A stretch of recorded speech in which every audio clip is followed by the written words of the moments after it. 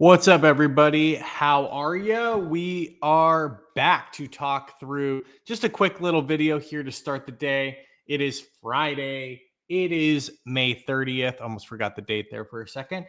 And there is already drama amongst not the Niners, but the Niners content creating community. What a shocker. Log in after work yesterday to the old X machine. Just completely useless nonsense between people that cover the team or claim to cover the team. It's just unbelievable. Like it took, again, like literally one day into OTAs, just a complete clown show overall. Half the people or half the creators out there, or I should say 47%, take the side of the team where they can do no wrong. Every player out there is a first ballot Hall of Famer. Ownership is going to go down, in the enshrinement.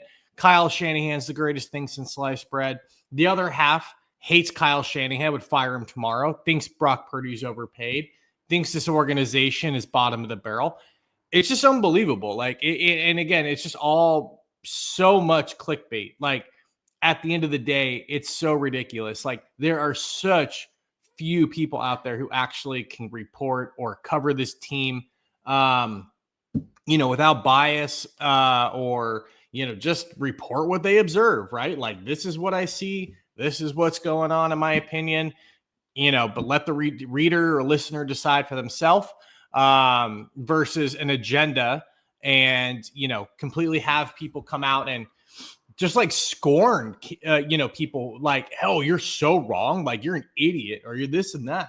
It's like, dude, completely unlistenable, unreadable, unwatchable content from the vast majority of people who cover this team. So I wonder if it is the same with other teams. I really do. Anyways, the dispute was over what Christian McCaffrey looked like in day one of OTAs at the Niners, or for the Niners. At the end of the day, he was out there. He was running around. He looked fine to me. People are trying to break down cell phone footage of his burst on air with no pads. Guys, he's out there healthy, doing everything.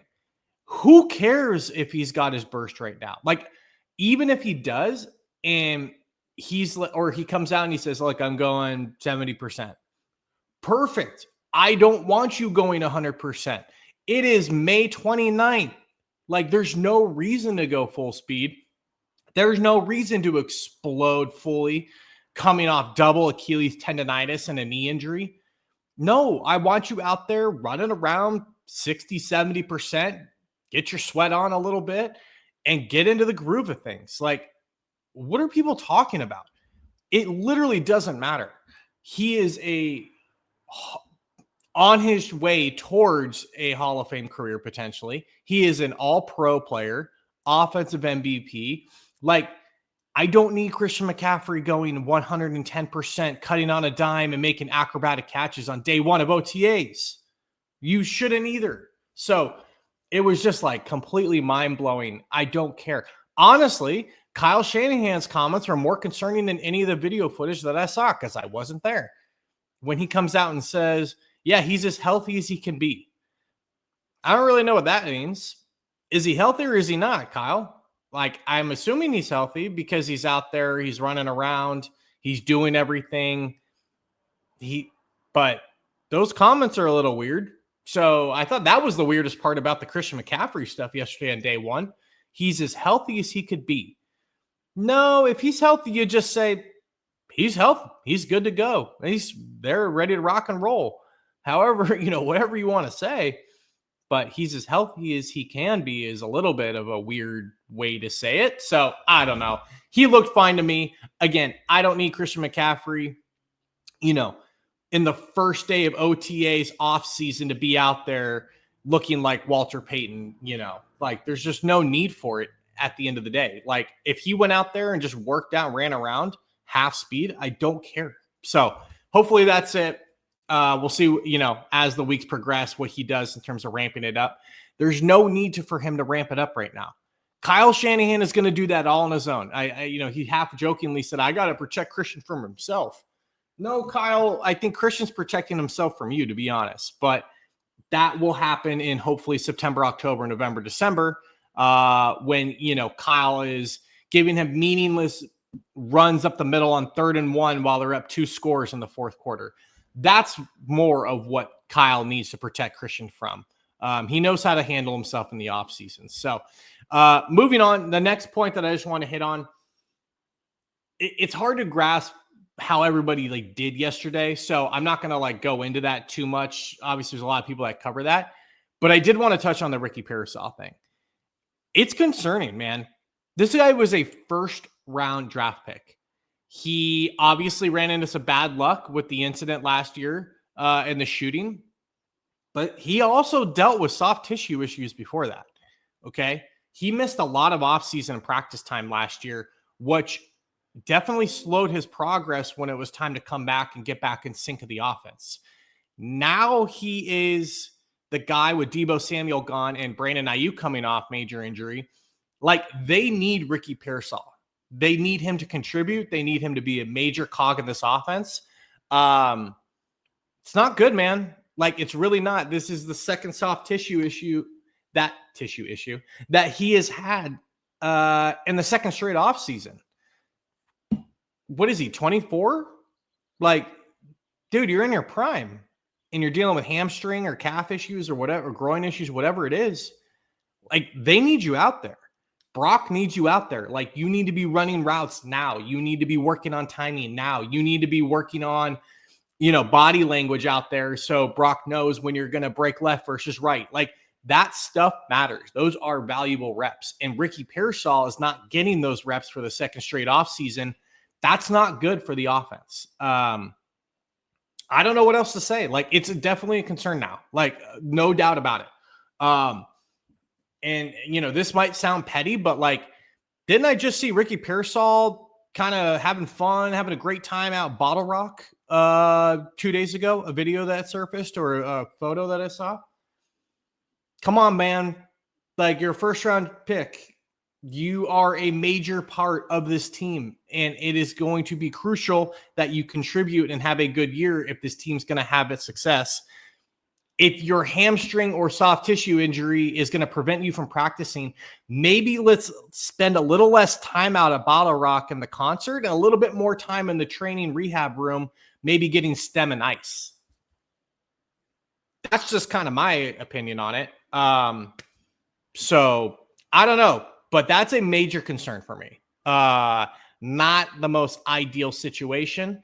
And then we go to the other receiver coming back from injury, Brandon Aiyuk, who was not there. He was in Vegas 2 days ago, also posting videos that he was having a great time out there.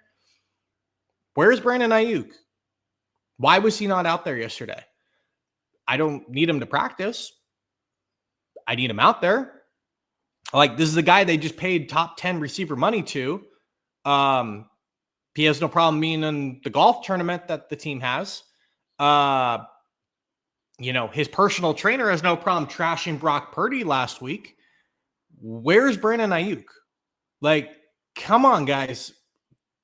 Figure it out. This can't continue. This is an offense that was not very good last year. And you can point to all the advanced metrics that you want and EPA and all these things. No, man, they just didn't really score a lot of points last year, especially against better teams. Yeah, they pounded the Patriots, that was great. But this team needs to come out firing this year. Or they miss the playoffs again. People's jobs are on the line. That's the stakes in the NFL. And man, I just don't understand where Brandon Aiyuk is. Dude, you're a leader on the team. You're not just the best receiver or wide receiver one or, a good player anymore. No, they're paying you $30 million a year to be not only the best receiver on the team, they're paying you to be the leader. They're paying you to set the tone. You're coming off injury. I don't care. Be on the sideline, cheering on your team. You could be out there helping Jacob Cowing. You could be out there, not helping Ricky Pearsall because he's hurt too. But you get my point, right? You can be out there contributing still. And the same thing goes for Trent. We'll see what happens today if he's there. But man, where are these guys? You know, I give Bosa credit. I give Warner credit. Kittle always gets credit. McCaffrey, you know, those guys all got paid. Those guys all showed up. Maybe it was just a first day thing, like whatever, they have scheduling conflicts. I get it.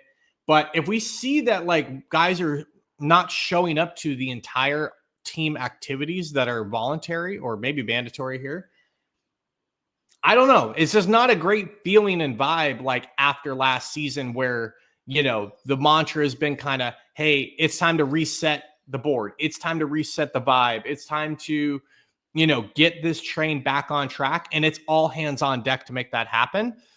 Kind of need Trent Williams. Kind of need him there. And I don't care if he practices or not. Do a lot of walkthroughs, working on some things. He's going to be playing next to a new left guard. Be kind of nice. And I mean, Trent Williams is one of the best left tackles to ever play. He is a first ballot Hall of Famer, no doubt about it. He is still a guy who plays at a very high level. He's also a guy that's missed a lot of games the last couple of years. So maybe, you know, giving him the leash and the freedom to say, hey, man, you go do your own training and we'll see you. We'll see you when we see you. We know you'll be ready. Maybe it's not good enough anymore. Like, it hasn't really worked.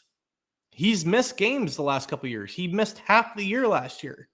So I don't know. There's some weirdness for sure. I know Kittle came out, vibes are high.